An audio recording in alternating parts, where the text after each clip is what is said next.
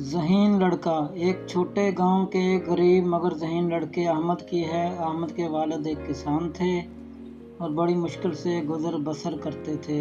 احمد کو پڑھائی کا بے حد شوق تھا مگر اس کے پاس کتابیں خریدنے کے پیسے نہیں تھے۔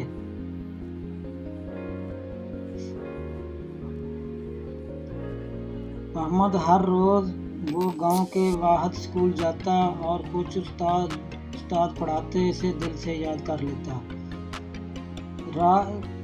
رات کو وہ مٹی کے دیے کی روشنی میں دہرایا کرتا۔ گاؤں کے لوگ حیران تھے کہ غربت کے باوجود احمد کی محنت کبھی کم نہ ہوئی۔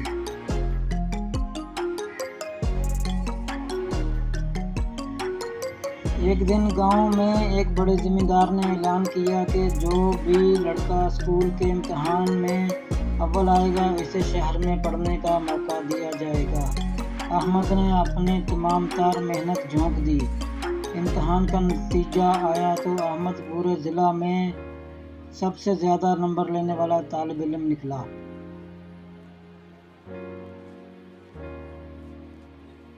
زمیندار نے اپنا وعدہ پورا کیا اور احمد کو شہر میں ایک بڑے اسکول میں داخلہ دلوایا۔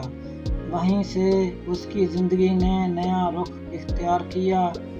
سالوں بعد وہ ایک کامیاب انجینئر بنا۔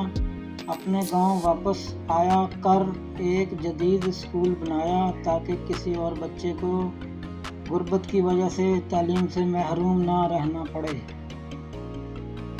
یہ ثابت ہو گیا کہ محنت، لگن اور عزم کے ساتھ کوئی بھی خواب پورا کیا جا سکتا ہے۔